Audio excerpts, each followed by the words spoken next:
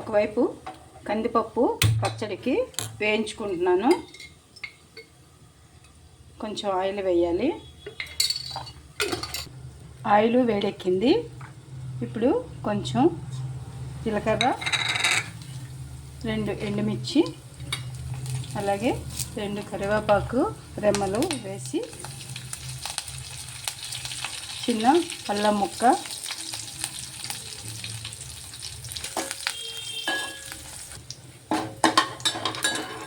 ఇప్పుడు కొంచెం అయినాక కందిపప్పును వేసుకున్నాను. ఇది బౌల్లోకి తీసేస్తున్నాను. ఇప్పుడు కొంచెం ఒక టమాటా చిన్న ముక్కలు కోసి దీన్ని బాగా వేయించుకోవాలి. వేగుతున్న ఈ టమాటాలోని చింతపండు గుజ్జు కొంచెం వేసుకోవాలి సరిపడ్డా.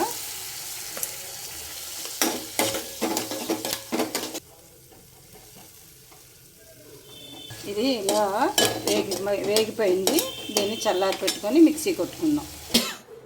చల్లారిపోయింది. ఇప్పుడు వెల్లుల్లి రెబ్బలు, వేపుకున్న ఈ మిరపకాయలు, ఈ కందిపప్పు వేసి, అల్లం ముక్క వేసాను, ఇంచి అల్లం ముక్క,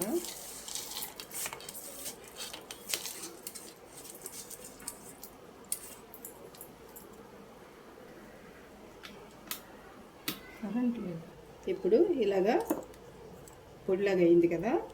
ఇప్పుడు మనం టమాటాని చింతపండు మగ్గు తయారు చేసుకున్నాం కదా, దీన్ని ఇందులో వేసుకోవాలి.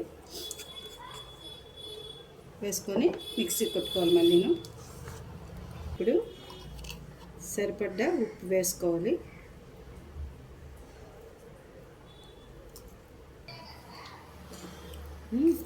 పచ్చడి రెడీ అయ్యిందండి. దీన్ని పోపు వేసుకుందాము. కందిపప్పు పచ్చడికి పోపు రెడీ చేస్తున్నానండి. 1 స్పూన్ ఆయిల్ వేసుకోవాలి. శనగపప్పు, మినపప్పు, ఆవాలు, జీలకర్ర వేయించుకున్నాను. అలాగే 1 ఎండుమిర్చి, కరివేపాకు ఇంతలో వేసాను. ఈ పోపుని ఇందులో వేసుకుని సర్వ్ చేసుకున్నాను. పప్పు పచ్చడి రెడీ అయిపోయింది.